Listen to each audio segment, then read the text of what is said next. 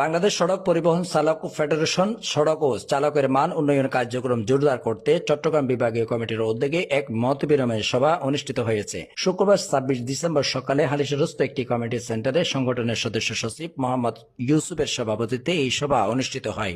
সভায় প্রধান অতিথির বক্তব্য রাখেন বাংলাদেশ সুপ্রিম কোর্ট ও চট্টগ্রাম জাজ কোর্টের সিনিয়র আইনজীবী অ্যাডভোকেট বরকতুল্লাহ খান। তিনি সড়কে চালকের মান উন্নয়ন, ট্রাফিক সিস্টেম আধুনিকায়ন, আইন শৃঙ্খলা ও নিরাপত্তা নিশ্চিতকরণ এবং নিরাপদ সড়ক বাস্তবায়নে সর্বস্তরের মানুষের সম্মিলিত সহযোগিতা কামনা করেন।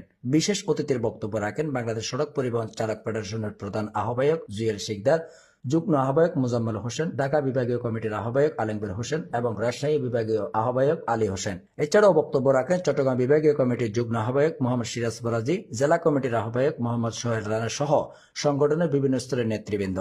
বক্তারা বলেন, একটি মানবিক ও শৃঙ্খলাবদ্ধ বাংলাদেশ গড়তে সবাইকে ঐক্যবদ্ধভাবে কাজ করতে হবে। সড়কের নিরাপত্তা নিশ্চিত করতে আইন শৃঙ্খলা রক্ষা, চালক ও ট্রাফিক ব্যবস্থার মধ্যে কার্যকর সমন্বয় অপরিহার্য। সর্বস্তরের জনগণের সহযোগিতায় সড়কের শৃঙ্খলা ফিরিয়ে আনতে চালকের মান উন্নয়ন সম্মিলিত প্রচেষ্টার উপর গুরুত্ব আরোপ করেন। সভা শেষে সংগঠনের কার্যক্রম আরও সুসংগঠিত কার্যকর করতে একটি বিশেষ কমিটি গঠন করা হয়। সেই সমস্ত দায়িত্বশীল ব্যক্তিদেরকে জানাতে চাই, এই ড্রাইভারদের জীবনের নিরাপত্তা, এই গাড়ির মালিকের গাড়ির নিরাপত্তা এদেশের প্রতিটি জনগণের, সরকারের, পুলিশের, ট্রাফিকের এটা মানতে হবে। ঠিক আছে প্রিয় উপস্থিতি, আমি যখন দাবির সপক্ষে কথা বলি, আমি কি বলি, আমি শুধু এতটুকু সেন্স রাখি যে আমি সত্যি কথা দাবির সপক্ষের কথা বলছি।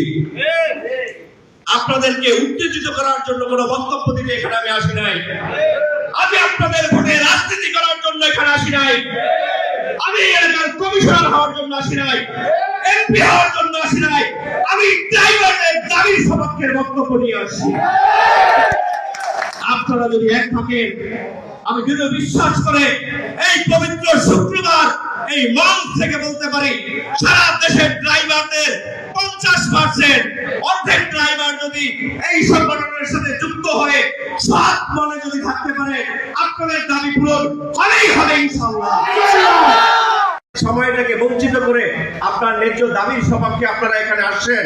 আমরা যেন আপনাদের দাবির সপক্ষে দাবিটা তুলে গণপ্রজাতন্ত্রী বাংলাদেশ সরকারকে উপস্থাপন করতে পারি এবং সরকার যেন আমাদের এই ন্যায্য দাবিটা পরিপূর্ণ করে, সেই জন্য সবাই বলি আমিন।